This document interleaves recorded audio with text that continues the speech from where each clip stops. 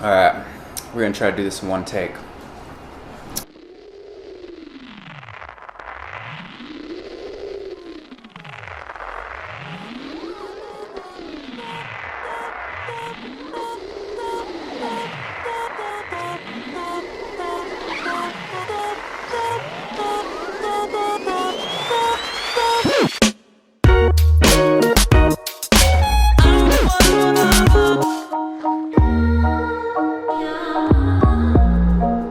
So yes, I made a big mistake.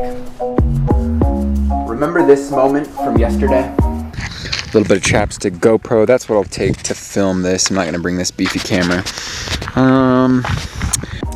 Well, that night, just before the climb, I made sure the GoPro was fully charged and even cleared the SD card to ensure that I had all the space I needed to capture all of the epic footage for this climb.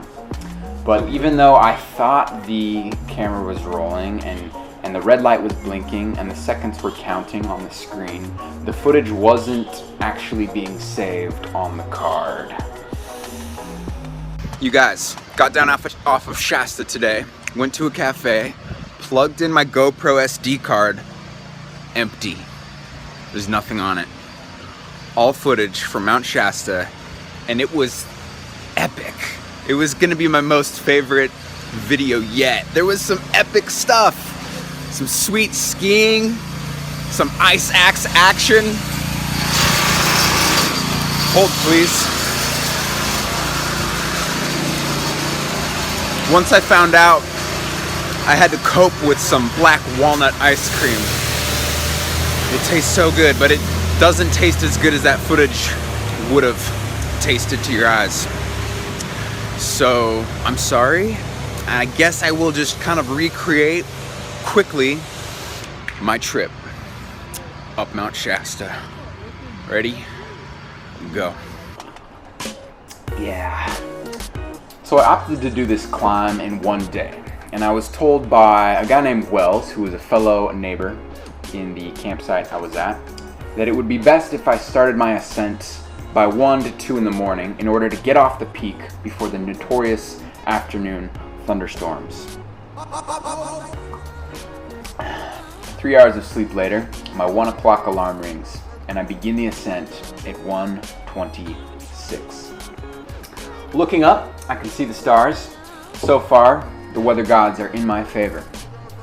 And as I started, I remember asking another camper what the best route was to get to the summit, and they just said, well, just follow that main trailhead.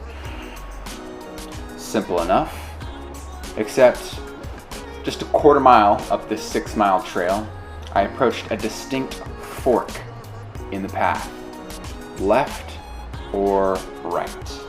Both paths were equally beaten, and keep in mind, it is the middle of the night, so I am limited to the distance of my headlamp.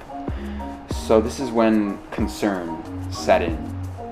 So I pulled up a mental snapshot from yesterday's recon work of Mount Shasta, and confident in my recall and being that reaching the summit was my goal, I took a right. Wouldn't you have? So this path that I was unsure about disappeared because as I reached above tree line and entered the boulder field, the path just disappeared. And I grew more and more eager to find just a footprint, because here I am in the middle of the night, in the middle of this boulder field. I was unsure if I was going the right way, and a weather storm began surrounding me, very thick. It was this thick mist, and it was actually easier to navigate by moonlight because my headlamp created this distracting reflection against the wet fog. Kind of like how when you're driving with your brights on in a snowstorm, it makes the visibility worse because the light reflecting on the snow is, well, you get the idea. So with no chance of seeing even 15 feet in front of me, I had no choice but to look down and I remember thinking, what's the next best step? Next best step. Here. And I knew that even if I was completely off route, I figured so long as I was going up, I was making progress. So up I went, right up a spine that I shouldn't have been on. Though reluctant to backtrack, I just followed this spine until the spine ended with a cliff. Now, remember that light I mentioned? This is when I saw it. Just a couple miles up the mountain, the light of God showing me the route. Or maybe it was a fellow climber just leaving the mid-mountain campsite. Either way, I saw the light and I had to follow it, even though originally I had intended to go off the right side of this spine. This light was guiding me up the left side of this spine. So, I mean, it was the only light on the mountain, so I had to follow it. Eager not to lose the light, I stepped off the left side of the mountain, down the spine. Now, you know glissading, when you're going down a snow patch and you opt to slide down on your butt because it's a little quicker? So we got this snow patch, and I could continue down this pack, but I think I'm going to take the road less traveled because I got my brake system and I got my sled. Let's do it.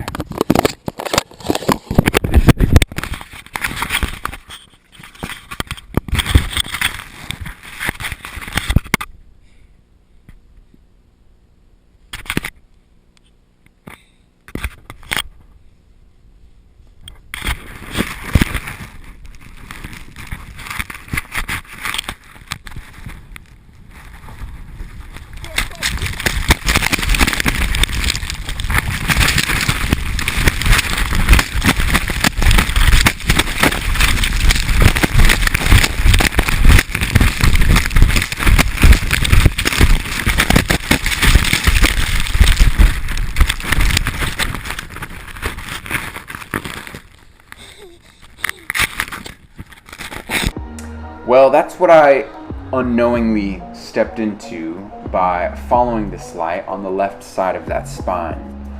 Only it wasn't snow that I was sliding on, it was rocks. And with just a shin scratch and a boot full of rocks later, I just arrived right at the bottom of this spine. Now, if my gut had led me right, I should be approaching the mid-mountain campsite fairly soon. But it was still dark, though the moon was a little more bright because the fog had gone away and I could see the silhouette of the snow on the mountain kind of reflecting off the snow. So I put on my crampons and trudged on. But first, snacks. The snacks. Yes. One time I ran out of snacks mid-mountain. That's a story for another time. So a cheek full of jerky, and 6 hours after crawling out of my tent, I see the first humans of the day. 4 of them. And together, they were all tied up, and I was gaining on them pretty quick. But then I realized that they were actually coming down. So I rerouted my path so I could collide with them to see if I might be able to be pointed in the right direction, assuming that they were coming from the summit. Fortunately, they were being led by a pretty legit guide, and despite his confusion why I had skis on my back, being that it was the middle of July and I was the only one on the mountain who intended to ski, he was helpful in answering my one question. How do you get to the summit? So as he told me, and I visualized me eating this cookie that I had specifically packed with me to eat on the summit of the mountain. This bad boy, double chocolate. This is the reward for getting to the top. He gave me step-by-step directions. He said, continue up this bowl, stay on the right of these rocks, through this chimney, continue up across this ridge, over Misery Hill, and on the top, the summit will be in sight. I notice it's 10:35 as I take out my phone to live feed me eating this well-earned cookie on the summit of Mount Shasta. Hell yeah. Welcome to the top of the world. It is here where I intend to eat the best snack of my life. And since I'm alone, I figured it would just be appropriate to invite the world to join on this experience.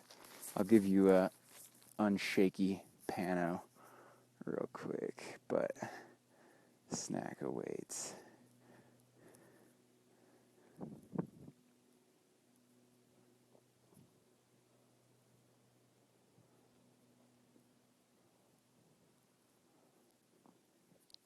Yeah. Oh, so many different ski lines to choose from. Here's what I think. All right, snack wait, some freak do. All right. I think just this bowl. I'm gonna fly down this bowl, and then I have to go over that ridge over there. On the other side of that ridge, there's more snow. I'll drop down there, ski. Oh, you can't even see where I'm gonna be going. This is pointless. Well, yeah, you will later. I got some videos. Do a little vloggy vlog. Vlog. Okay, you ready? As I enjoy this cookie, I'm looking out, embracing this euphoric feeling that there is nothing within sight that's taller than you. It's a really cool feeling, and well worth a quick selfie.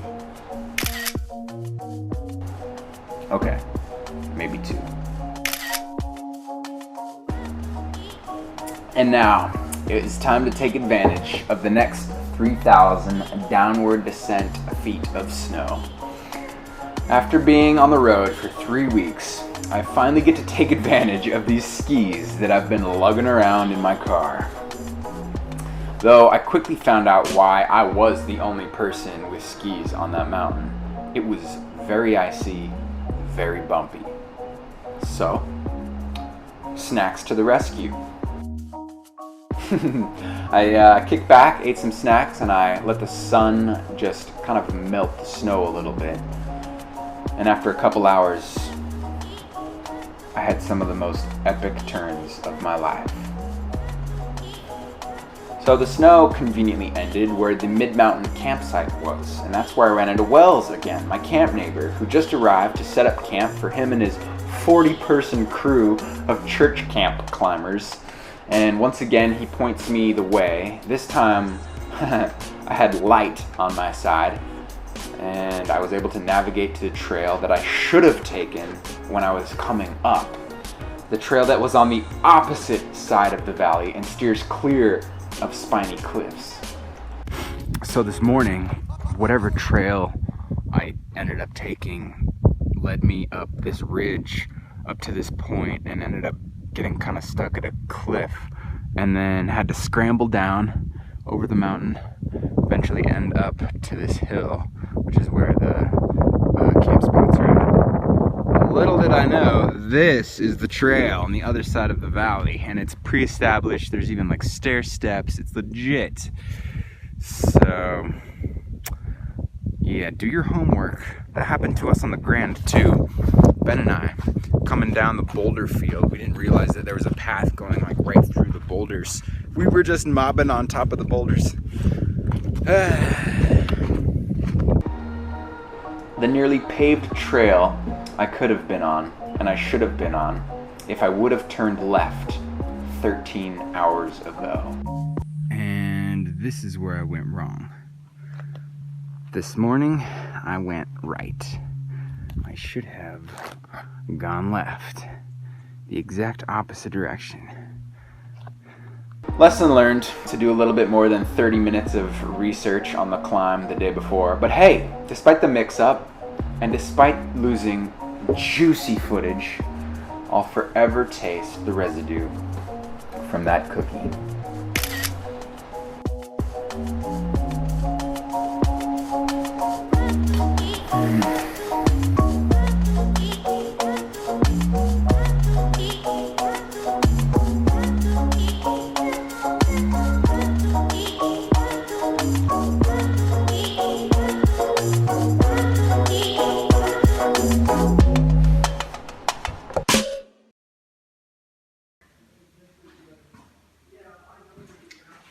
All right, let's review the day. Woke up at 1:30 at Bunny Flat, blazed straight up this ridge here, got caught on a little cliff, was about to drop off down onto this side, but then saw a headlamp going up this route here. So I figured, they probably know what they're doing. So I slid down here and then blazed straight up to the summit, ate a delicious snack, skied down to 50-50, and returned home.